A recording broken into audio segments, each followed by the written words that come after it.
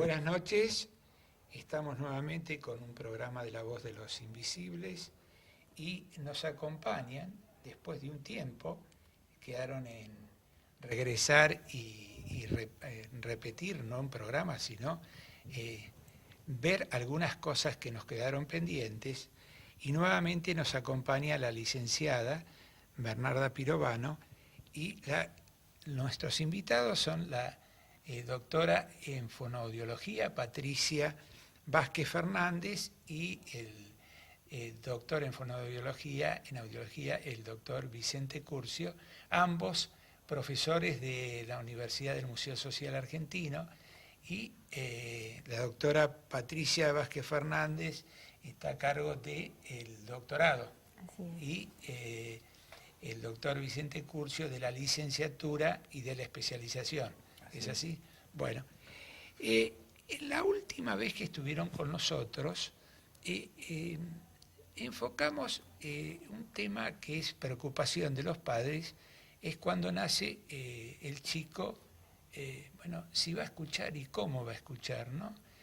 Y enfocamos por ese tema y hablamos de la sordera, de la hipoacusia, pero nos habían quedado algunas cositas ahí pendientes.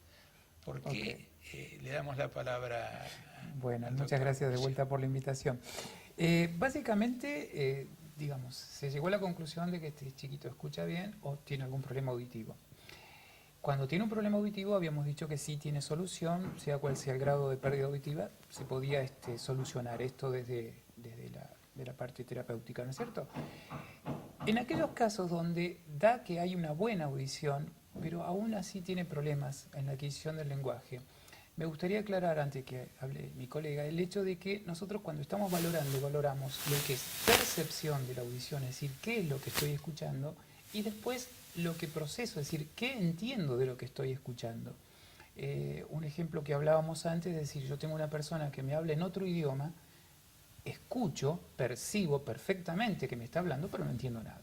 Una persona que habla hay una en inglés, alteración, cualquier idioma que no domino, Algo así pasa con la persona, de que sí escucha su lengua y la entiende, pero no la procesa. Entonces, aquí es donde hay que hacer estos diagnósticos específicos, o sea, ir descartando distintas patologías, porque yo puedo interpretar que si escucha bien y no habla, porque es un problema de retraso mental, porque tiene algún problema madurativo, porque es un problema neurológico, y después empiezan a encasillar con distintos diagnósticos, que es un trastorno específico del lenguaje, que es un trastorno generalizado del aprendizaje, que tiene una discapacidad del aprendizaje, que es un chico con lo que se llama ADHD, que son alteraciones en cuanto a hiperactividad y problemas.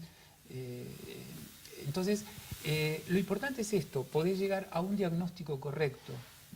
Entonces, a partir de ahí es cuando se va a poder proceder. Para diagnosticar bien es necesario hacer pruebas, ¿no es cierto? Porque hay mucho sobrediagnóstico, porque hay mucho profesional que alegremente dice ADD, TGD, Claro. porque les gusta la sigla y que ni siquiera están, digamos, autorizados, porque una psicopedagoga no puede decir que un chico es ADD y lo dicen. Pero hay pruebas científicas, pruebas objetivas. Hay pruebas objetivas que básicamente van descartando. Seamos honestos, no existe una prueba específica para detectar tal patología. Pero si vos no estás en este grupo, estás en este otro. Exacto. Uno lo que hace son distintas pruebas y la correlación entre esos estudios, o justamente muchas veces la no correlación entre estos estudios, es lo que me permite llegar al diagnóstico. El tema es no estigmatizar a este paciente, ponerle una marca, un sello a fuego que tiene tal patología, cuando va a ser tratado por esto, y al no tener esa patología, evidentemente ese tratamiento no va a funcionar. Claro. Entonces, esto se trabaja en forma multidisciplinaria, es decir, somos muchos los profesionales que vamos a atender este caso, y a partir de ahí sí se va a lograr lógicamente el objetivo, ¿no? O sea, que este chico lo recupere o mejore de su problema, siempre o adquiera. Hablamos del equipo, siempre hablamos del equipo. Sí, siempre. Te había quedado pendiente, me parece, la vez pasada, Bernarda, ¿te acordás? Una pregunta en relación a las personas que han tenido problemas de accidentes cerebrovasculares. Sí, porque en realidad estamos hablando de los chicos y seguimos hablando de los chicos, y hay muchos adultos que también requieren el servicio del fonoaudiólogo. Esto que dijimos que están en todos lados, ¿no? Son omnipresentes. Cuando una persona tiene una ACV, un accidente cerebrovascular, que está tan de moda, ¿no? No sé si antes había menos o ahora el estrés y la mala alimentación y todo esto hace que haya más, pero todo el mundo tiene alguna ACV cerca. En el rol de recuperar la deglución y recuperar el lenguaje, ¿no? En cómo es la función, y además que la gente sepa que si tiene un familiar que ha tenido una ACV, que uno de los integrantes de ese equipo rehabilitador debe ser un fonoaudiólogo también. Sí, de hecho el fonoaudiólogo asume la intervención en el paciente con afasia. La afasia es el ACV en el hemisferio. La afasia es la destrucción de los códigos del habla debido a una lesión, es una lesión circunscripta en las zonas del lenguaje del cerebro. Sí. Hay varios tipos de afasias distintos, todas tienen en común la pérdida de la comunicación y restaurar la comunicación, sea verbal o paraverbal, en los casos en los que no se recupera la palabra, es tarea del terapeuta de la comunicación humana, que es el fonoaudiólogo. ¿Y en el tema de la deglución? Cuando está afectada la deglución, lo que el cuadro se conoce comúnmente como disfagias, también es el fonoaudiólogo quien interviene. Hay una rama específica que se llama fonoestomatología y son estos profesionales, también fonoaudiólogos, que realizan la estimulación, la intervención correspondiente.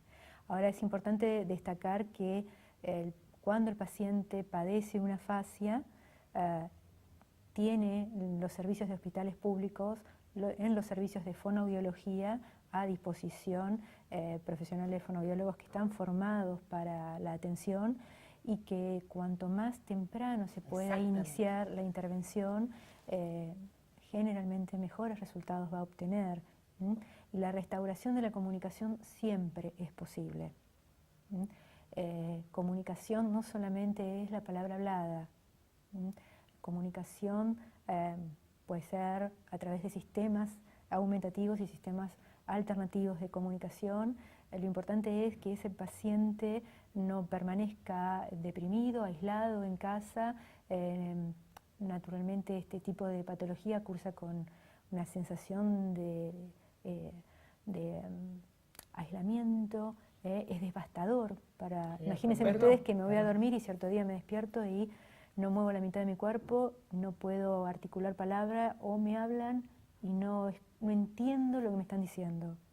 Ahora, te quería hacer una pregunta, es decir, no puede articular palabras. Claro, hay distintos tipos de afasia. Depende de dónde esté la lesión de la ACV. Puede comunicarse por escrito. Algunos lo hacen y algunos aún pudiendo mover el brazo tienen un síntoma que se llama alexia, que justamente y agrafias. Es decir, que ven afectado algunas partes del cortocircuito está por ahí, porque sí, en realidad son cortocircuitos. En realidad las habilidades de lectura y de escritura muchas veces están afectadas.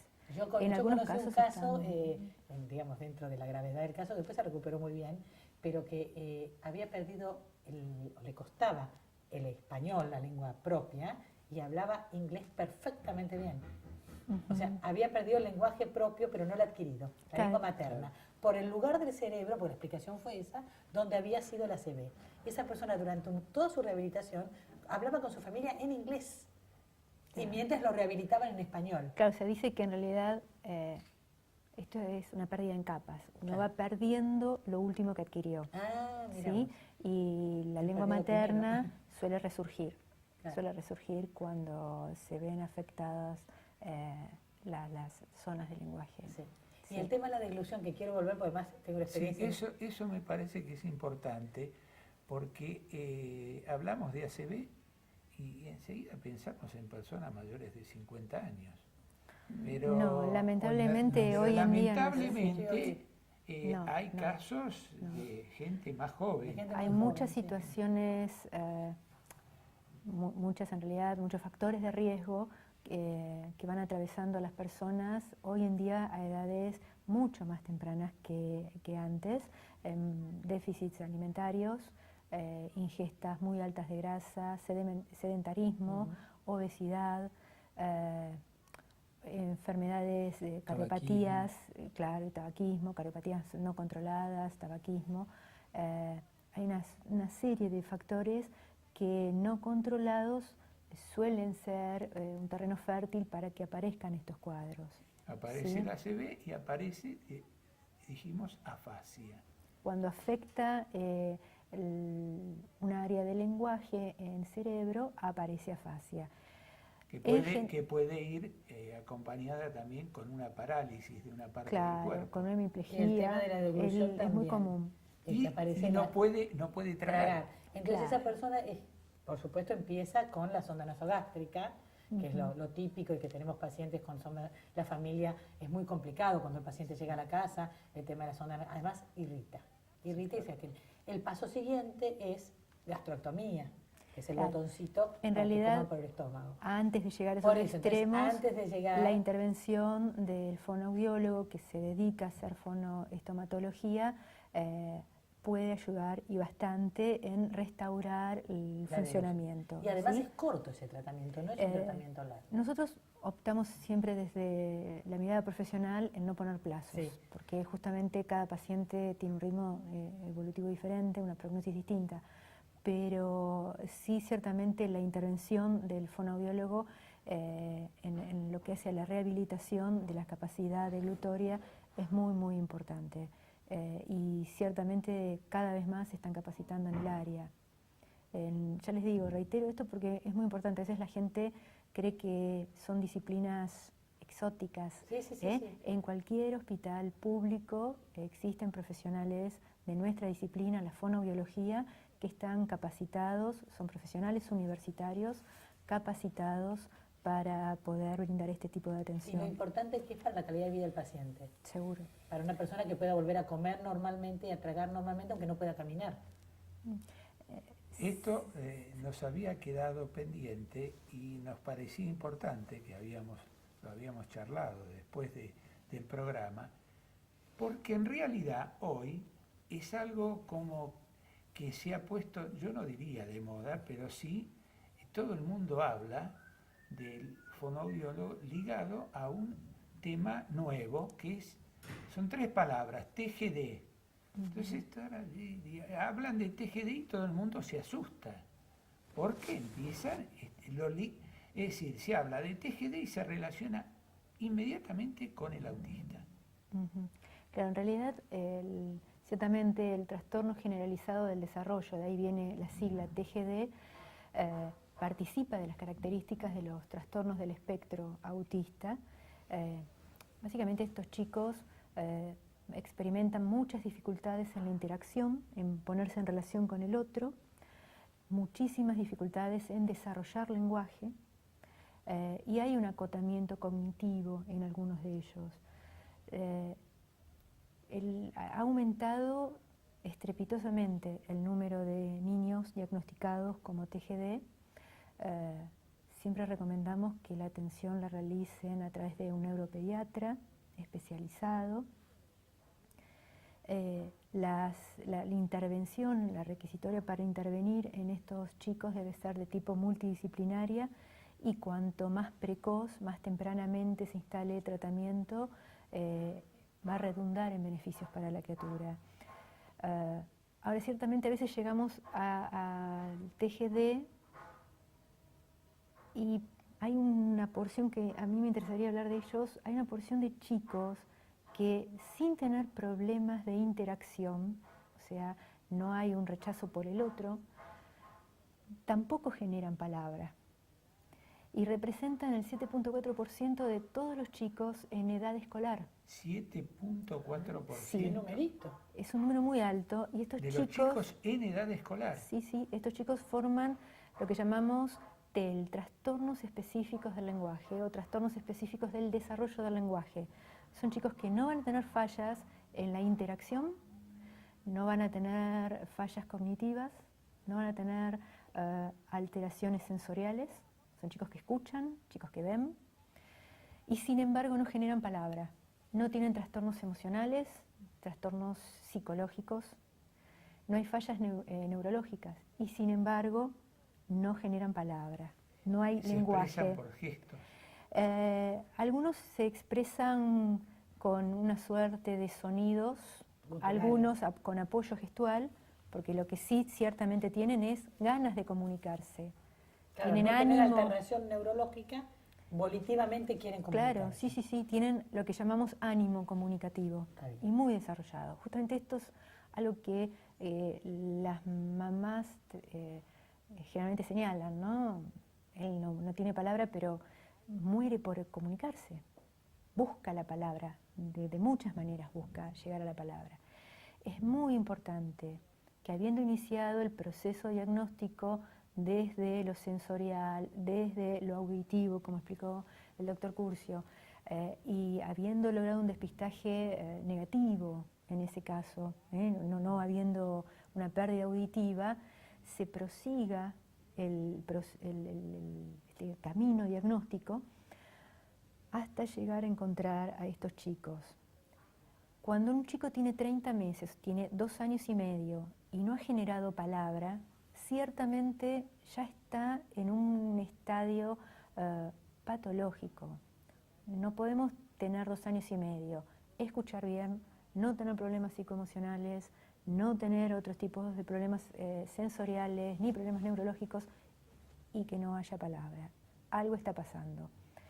Ese chico tiene que llegar al fonoaudiólogo y tiene que ser evaluado por el equipo.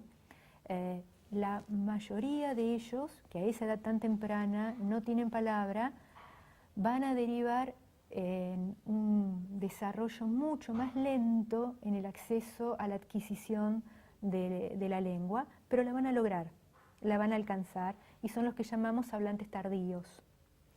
¿Es el caso que cuenta la leyenda que era Einstein? De Einstein se cuentan tantas cosas y muy interesantes todas. Que era una dislexia. Sí, algunos dicen que era una dislexia, otros dicen que era un tipo muy alto de Asperger, un subtipo de... Un Asperger, claro. Sí, Claro. pero ciertamente, realmente lo desconozco como para poder Pero hablarlo, cuentan que habló muy tarde. Cuentan que habló muy tarde.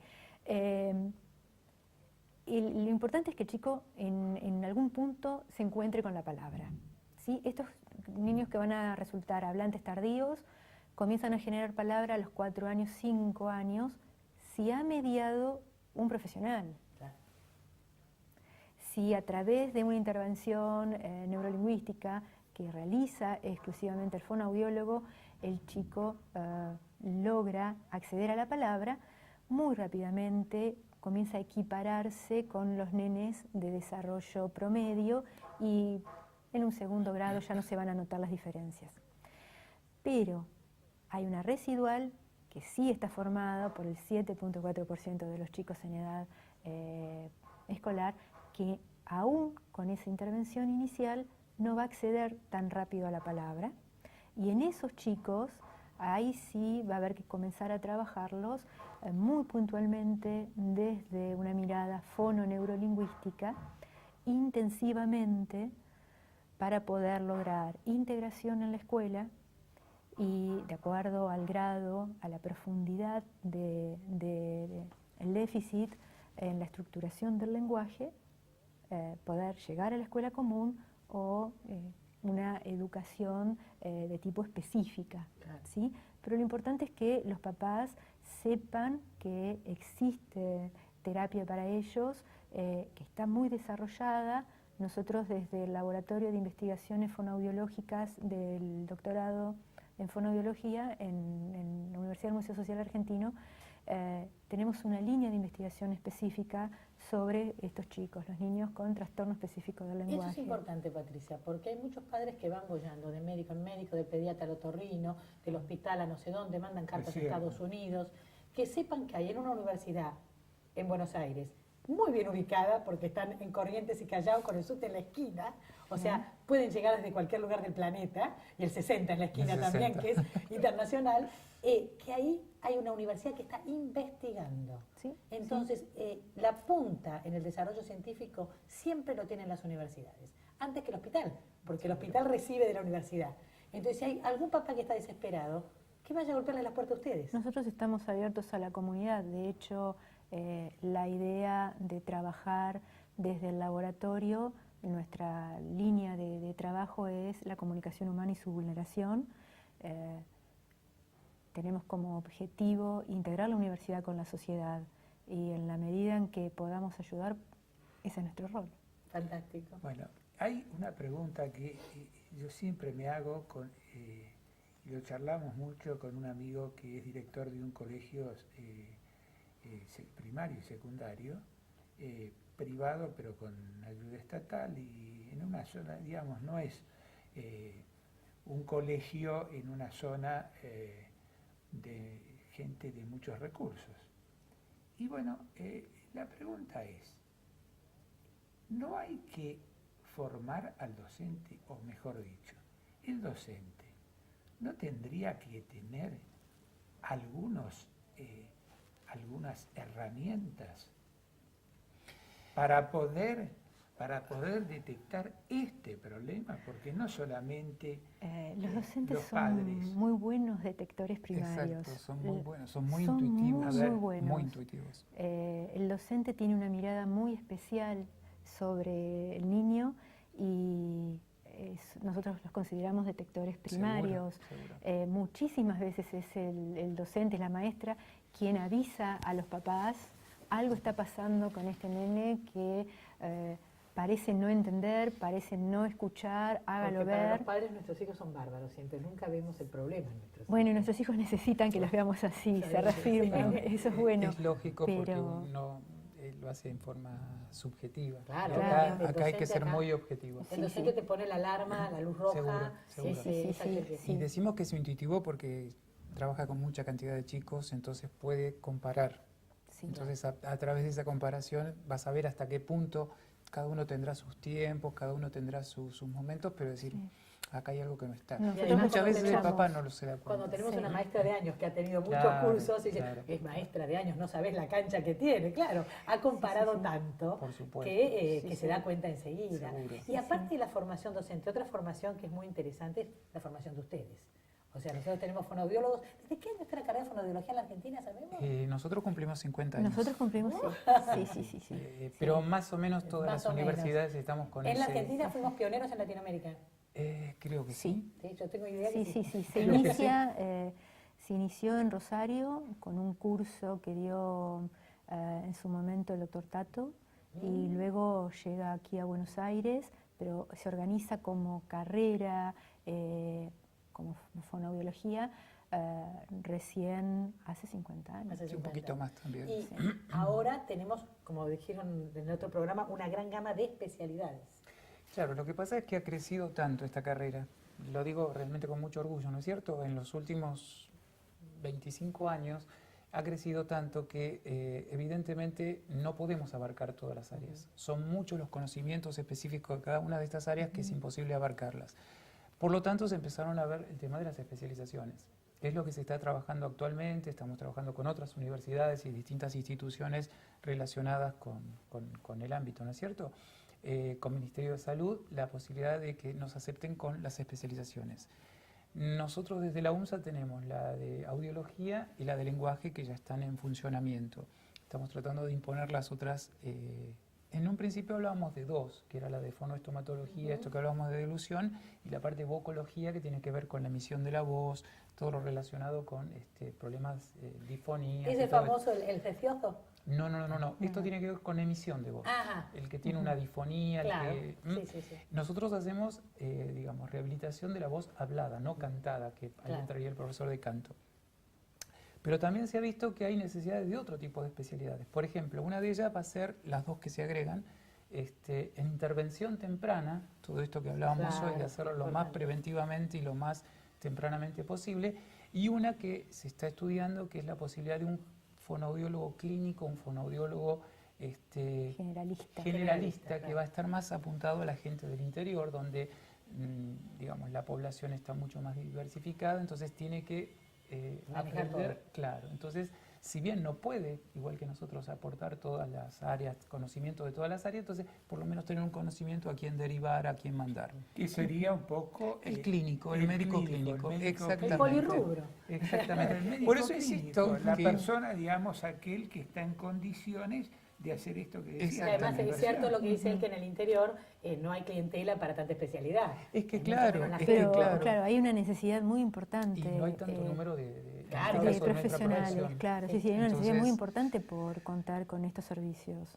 Y además tienen un curso de inclusión en la universidad. Que es más general en discapacidad, Claro. no es específico Que se ha de las dado- dificultades del lenguaje. Es un curso que se ha iniciado este año, Ujú. que es de inclusión y discapacidad. Es un curso también abierto a la Un comunidad. curso corto, como Es un curso universitario. breve. Sí, sí. Inclusión y discapacidad. Sí, sí. No nos aclaras en qué consiste. Es un curso que dicta un colega, el doctor Wernick, y está orientado a en realidad toda la población y tiene un perfil temático girado muy especialmente hacia la valoración de la persona con discapacidad, las formas, los recursos que nuestra sociedad tiene presentes para alcanzar la integración, sobre todo la integración Dentro de un a paradigma nivel de lo escolar. holístico. Sí, sí, sí, Sí, sí, sí. sobre todo la integración escolar y propugna por la inclusión social del individuo que cursa una discapacidad. Es muy interesante porque hace aportaciones desde lo filosófico y busca a través de un lenguaje transdisciplinario situar al cursante en hacia una mirada bastante abarcadora del tema. Esa es la idea. O sea, Sí, la sí. discapacidad es el universo y sus alrededores, porque como la discapacidad afecta a la persona, todo aquello que atraviesa a esa persona tiene que ser sujeto de estudio. Entonces, el holístico es fantástico en este caso. Bueno, Sí. igual que en el programa anterior, les tengo que ir adelantando que en pocos minutos vamos a tener que ir cerrando. Y hay algo que les adelante, que es este tema de que cuando se habla hoy de un fonoaudiólogo, se habla de TGD. Hemos hablado algo de esto, pero ¿cuál es, dentro de este enfoque interdisciplinario que mencionabas, para los problemas de TGD? Y en el otro caso me dijiste el TEL. Ujú. ¿Cuál sería la función específica dentro de ese equipo? ¿Coordina? ¿Cómo estaría, digamos? Básicamente siempre hay uno que es el rector, digamos, el que va a dirigir. Y en general se toma por un lado el que elige el papá muchas veces, o sea, con el cual se siente más en confianza. Y por otro lado a veces lo más significativo de la patología, aquel profesional que está, a ver, Un neurólogo, por ejemplo, si el problema es más neurológico Aquel que otro. resuelve el daño más evidente. Exacto, por ejemplo. Claro. Es decir, es Sí, decir, sí. con el que detectó el problema. Sí, en general lo que se busca en el ejercicio multidisciplinario, a diferencia de otros, es trabajar en conjunto, mancomunadamente, y para aspirar a la transdisciplinaridad. La transdisciplinaridad invoca en nosotros como profesionales aportar desde el lenguaje profesional de cada uno, desde nuestros saberes, aquello que le sirva puntualmente a ese paciente. En esa construcción individual. Claro, por eso se dice que el equipo que hace transdisciplina en realidad está generando un lenguaje nuevo, en común, que va a ser específico para ese paciente. Ponemos lo mejor de nosotros, comprendemos qué es lo que hace el otro colega y rescatamos de lo que cada uno hace en común lo que le va a servir a ese paciente. Implica un trabajo extenuante, un trabajo muy rico, un trabajo que da muchos frutos y lleva muchísima entrega, lleva mucho tiempo y requiere del paciente muchísima constancia. Sí. Lleva mucha calidad de tiempo, porque no me gusta medir el tiempo en lo largo, porque la gente se abatata. No, se me va a llevar tanto tiempo. Pero lleva es tiempo en sostenido. calidad de tiempo, en lo que Sí, tenemos que poner desde el lugar del profesional para que esa persona salga adelante. Seguro. Pero con todo esto funcionando, las rehabilitaciones no son tan largas. No, las rehabilitaciones, lo importante es que desde la comunicación se aspira a que el paciente logre un código, el paciente vuelva a comunicarse y eso lo logramos, eso lo alcanzamos. Perdón, estamos hablando de trabajo en equipo, Ujú. pero Yo les voy a dar un ejemplo de alguien que tiene un chiquito de 4 años con un problema puntual que en principio habrían diagnosticado que podría ser un caso de TGD. Entonces, tiene la atención del psicólogo, psicopedagogo, fonoaudiólogo, no me acuerdo qué otra cosa más. Pero lo que me dice es que tiene que ir llevándolo a cada uno de los profesionales en forma individual, separada. Eso sería un trabajo de equipo. A ver, el trabajo de equipo... Pregunto, digamos, Sí, no, está correcto. la pregunta correcto. que podría hacerse, cualquier padre que tiene un caso similar y que tiene la atención por la obra social, que le cubre el psicólogo, el psicopedagogo, el fonoaudiólogo, el terapista ocupacional. Ahora, el chico, el padre lo tiene que ir llevando a las consultas o al abordaje a cada uno de ellos en forma individual. Claro. Lo que está diciendo alude a una realidad muy concreta de todos los días, es algo cotidiano. A ver, la idea de trabajo en equipo pasa por el conocimiento que se profesan cada uno de los integrantes de ese equipo entre sí y con respecto al niño. Otra cosa pasa por la espacialidad en donde se desarrolla el tratamiento. Es ideal que se haga en el mismo lugar, pero no es necesario. No es necesario. Depende muchas veces de la conformación del equipo y ciertamente a veces de las características del profesional. Hay equipos que ya están armados y no obstante solicitan la intervención, la colaboración de otro profesional. No debemos, y eso es algo que en lo que formamos a nuestros alumnos, no debemos mantener una mirada de cerrazón hacia el trabajo intradisciplinario.